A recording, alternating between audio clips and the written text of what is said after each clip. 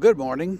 It's the next in our series on the Psalms, and we're going to look at Psalm 19 this morning.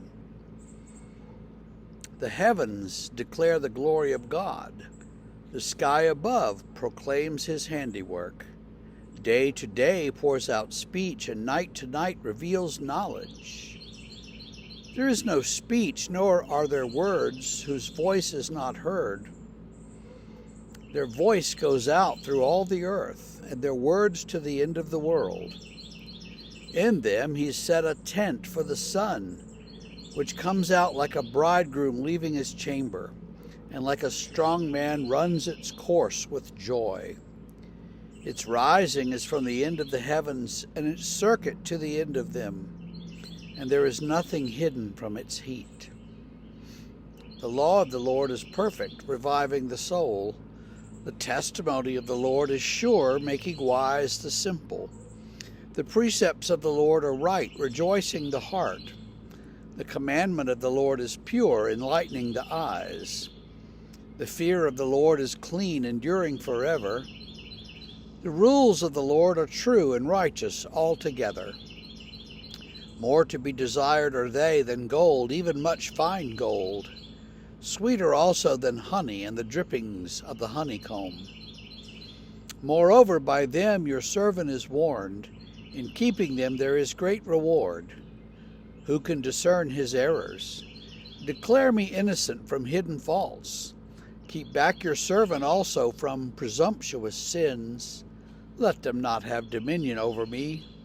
Then I shall be blameless and innocent of great transgression. Let the words of my mouth and the meditation of my heart be acceptable in your sight, O Lord, my rock and my redeemer. You know, some psalms just lend themselves to writing liturgy. And some of you are saying, well, my church doesn't have liturgy. Every church has liturgy. The liturgy is literally the work of the people. The liturgy is the way that you worship.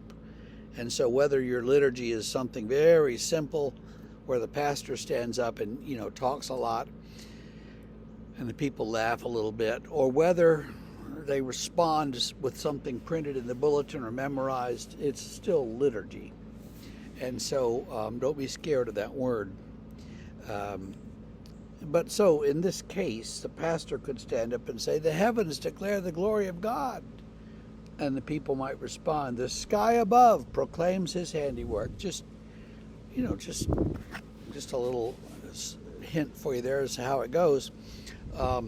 There's this bit about every day and every night speaks to the glory of God, even though there's not actually any words and you don't hear a voice, but yet their voice, their speech, the praise goes out through all the earth and to the end of the world. Like the sun comes up and goes down, and heats everything that it shines on. The voice of the sky is kind of like that. Then we get this bit in 7, 8, and 9. The law of the Lord, the testimony of the Lord, the precepts of the Lord, the commandment of the Lord, the fear of the Lord, the rules. Now, I'm sure that there are preachers out there who can go on about these different categories at long length and make a big deal about it.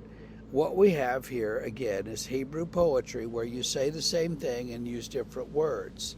And so the law of the Lord is perfect. It revives the soul. The testimony of the Lord is sure. It makes wise the simple. All of those are just parallels, you see. And we've got like 6 of them here in a row. That's pretty good poetry. But don't go wasting a great deal of your mental energy over what's the difference between a testimony and a precept, and what's the difference between the law and a commandment, and don't waste your energy on that. It's not worth it.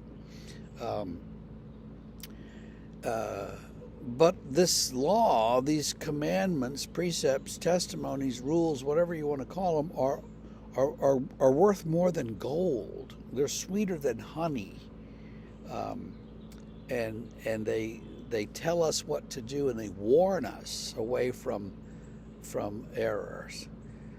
And then it ends with that famous verse that's often mangled on purpose by preachers: "Let the words of my mouth and the meditation of all of our hearts be acceptable." I can't stand that. I don't know why. If you're going to say a verse, say the verse, but don't change it up. I'm old and crotchety, I guess, but let our meditations and our words be acceptable, O God. Keep us away from being crotchety and knowing everything, and keep us away from all these presumptuous things, and help us to remain humble. So Psalm 19 is quite a good one, and I hope that you can meditate on it today with profit, and I hope that you have a great day. We'll see you tomorrow.